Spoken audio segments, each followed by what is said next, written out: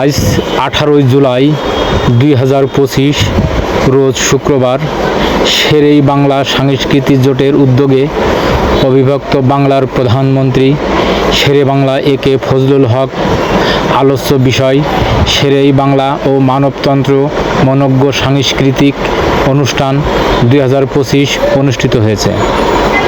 অনুষ্ঠানে বিশেষ অতিথি হিসেবে বক্তব্য রাখেন চেতনায় বাংলাদেশ সংগঠনের সভাপতি ও আদাবর থানা বিএনপির সংগ্রামী সফল যুগ্ম আহ্বায়ক মোহাম্মদ মনোয়ার হাসান জীবন।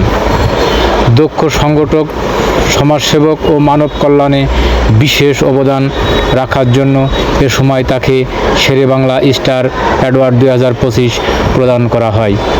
বিস্তারিত দেখুন খাস খবরে বাংলাদেশ ডেস্ক রিপোর্টে।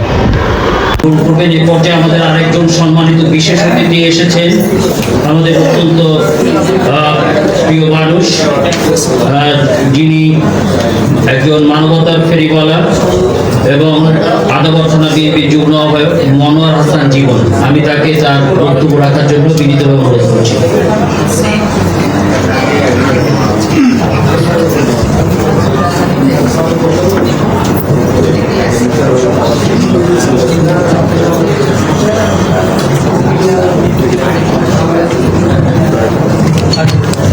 বিসমিল্লাহির রহমানির রহিম।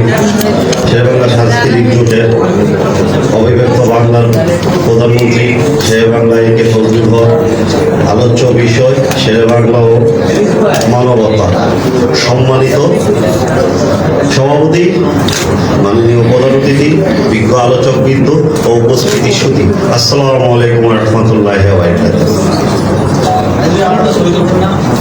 শেরে বাংলা একে ফজলুল হক এমনই এক ব্যক্তি, তার সম্পর্কে বাংলার প্রতিটি মানুষই অজ্ঞ জানে। ওনার পরিবারের একজন এই স্টেজে আছে, যিনি আজকের সভাপতি সৈয়দ মাহবুব মুর্শেদ। ওনার থেকেই শুনবেন। শুধু বলবো 48-এর পরবর্তী পাকিস্তান শাসন আমলে নিপীড়িত বাঙালিকে পথ দেখানোর সস্তা শেরে বাংলায় যে পথ ধরে মানব বিবেক জাগ্রতিত হয়েছিল, তার প্রতিফলন ঘটেছিল ৭১-এর মুক্তিযুদ্ধে। তার আগে আমি দুঃখিত, তার আগে আমাদের যে ভাষা আন্দোলন হয়েছিল ৫২, সেটা ছিল বাংলাদেশের সর্বপ্রথম বৃহত্তর নিদর্শনের এক সংগ্রাম। আল্লাহর রহমতে বাঙালি মাতৃভাষার জন্য রক্ত দিয়ে অর্জিত করেছিল বাংলা ভাষা। তার অনুপ্রেরণা ৭১-এর মুক্তিযুদ্ধ, যা শহীদ রাষ্ট্রপতি জিয়াউর রহমান বীর উত্তমের ঘোষণার মাধ্যমে কৃষক, শ্রমিক, জনতা, ছাত্র, মেহনতি মানুষ যে যুদ্ধে ঝাঁপিয়ে পড়েছিল। আজকে রাষ্ট্র মেরামতের এই পর্যায়ে এসে বারবার স্বৈরাচার শাসকের কবলে পড়ে বাংলাদেশ যখন পিছিয়ে, তখন শেরে বাংলা একে ফজলুল হকের মতো লোক দরকার হয়েছিল। ঠিক 2024-এ জুলাই থেকে আগস্টের 5 তারিখ পর্যন্ত ছাত্র জনতা, শ্রমিক, মেহনতি মানুষের যে সংগ্রাম, আন্দোলন, প্রতিরোধ, প্রতিহত আজকের বাংলাদেশ, আমি শ্রদ্ধার সঙ্গে স্মরণ করছি এই জুলাই ছাত্র আন্দোলনে যে সমস্ত ছাত্র জনতা জীবন দিয়েছে তাদের সঙ্গে।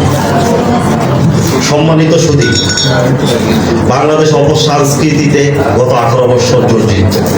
আমদানি করা সংস্কৃতিতে এই বাংলাদেশ ভুলে গিয়েছে আমাদের পল্লী গীতি, ভাটিয়ালি, লালন গীতি, নজরুল গীতি। আজকের এই অনুষ্ঠানে বিজ্ঞ আলোচকদের কাছে একটা অনুরোধ রাখবো, আপনাদের আলোচনার মাঝে যেন আগামী বাংলাদেশ যারা গড়বে, নতুন বাংলাদেশ গড়বে, তারা আমাদের দেশীয় সংস্কৃতির প্রতি ঝুঁকে থাকে, দেশীয় সংস্কৃতি যেন লালন ধারণ করে, সেই ধরনের দিক নির্দেশনমূলক কথা আপনারা বলবেন।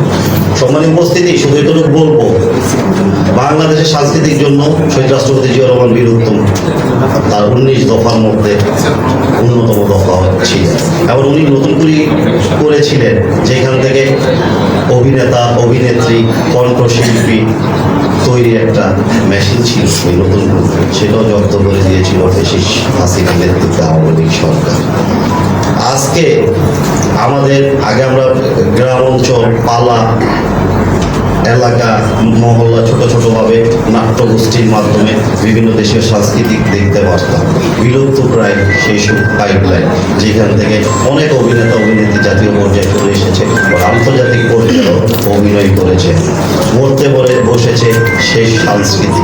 আজকে বাংলা ফজলুল হকের এই প্রোগ্রাম থেকে শুধু এটুকু আশা করব, এখানে যারা উপস্থিত আছে তারা যেন এমন কিছু বলে যা সামনে যে প্রিন্ট মিডিয়া, ইলেকট্রিক মিডিয়া আছে, যেটা সম্প্রচারে বাংলাদেশের মানুষ নিজেদের মধ্যে লালন করে বাংলা সংস্কৃতি, গ্রাম্য সংস্কৃতি, লোক সংস্কৃতি, পল্লী সংস্কৃতি, এই প্রত্যাশা রাখি। সবাইকে ধন্যবাদ। বাংলাদেশ জাতীয়তাবাদী দল বিএনপি জিন্দাবাদ। শহীদ রাষ্ট্রপতি জিয়াউর রহমান, বীর মোহাম্মদ বেগম খালেদা জিয়া অসুস্থ জন্য